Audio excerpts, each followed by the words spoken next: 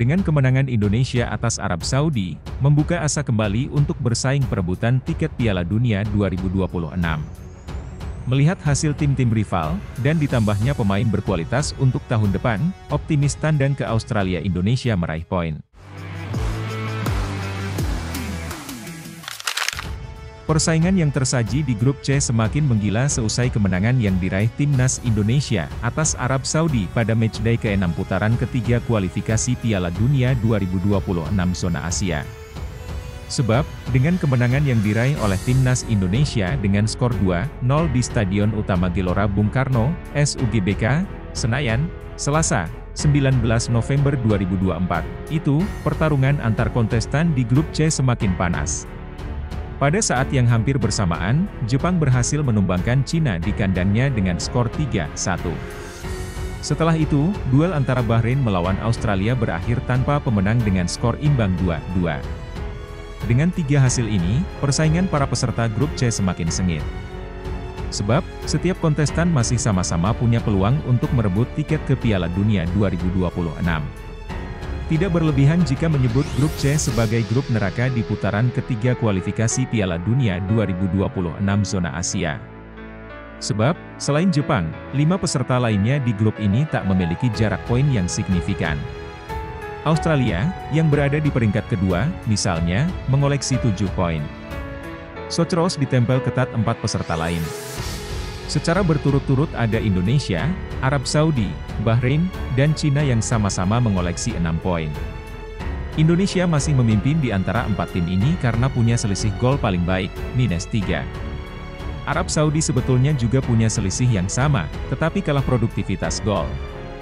Setelah itu, ada Bahrain, -5, dan Cina, -10. Pelatih Timnas Indonesia, Shin Tae-yong membeberkan kunci sukses yang membuat Garuda menang 2-0 atas Arab Saudi di matchday ke-6 grup C babak ketiga kualifikasi Piala Dunia 2026. Menurut pemaparan ST, semua itu berkat perubahan formasi di tengah laga serta adanya instruksi khusus kepada Marcelino Ferdinand yang menjadi pahlawan kemenangan Garuda. Shin Tae-yong benar-benar telah menganalisa permainan dari Arab Saudi. Juru taktik asal Korea Selatan itu mengaku sempat mengganti formasi dari 3-4-3 menjadi 3-5-2. Perubahan formasi itu dilakukan olehnya setelah melihat Green Falcons bermain high pressing.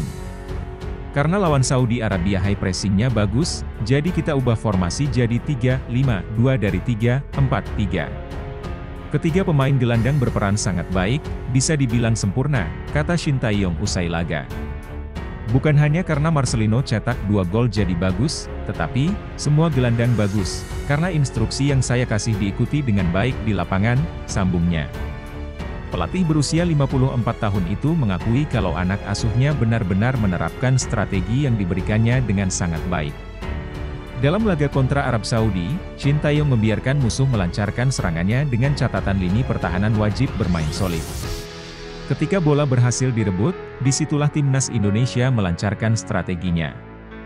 Di mana, skuad Garuda memainkan serangan balik cepat secara sempurna dan memanfaatkan ruang kosong yang ditinggalkan skuad Arab Saudi.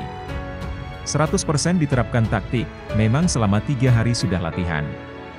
Dengan adanya analisis dari staf pelatih semua, karena Arab Saudi pakai formasi 4-1-4-1, apalagi high pressing, jadi seringkali banyak ruang kosong di belakang lawan, paparnya.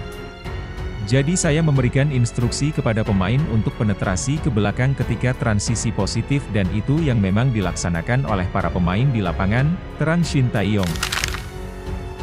Pelatih Arab Saudi, Hervé Renard, mengkritik tim asuhannya sendiri karena melakukan pendekatan yang salah saat melawan Timnas Indonesia.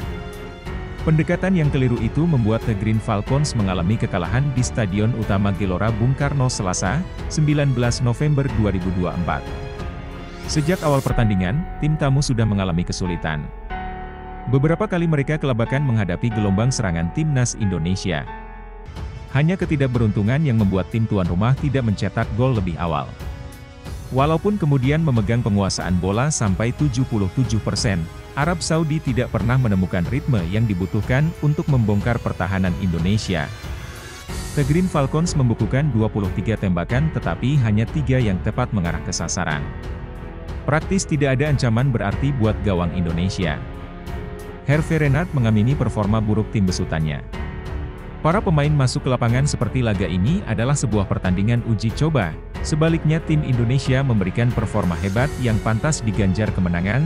Mereka memulai pertandingan dengan intensitas yang bagus, sementara kami memulai pertandingan layaknya ini sebuah laga persahabatan, jadi kami dihukum malam ini. Maka saya katakan sekali lagi, saya menerima kekalahan ini.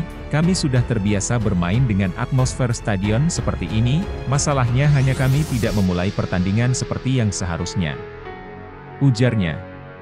Arab Saudi kini berada dalam kesulitan setelah kalah dari Indonesia.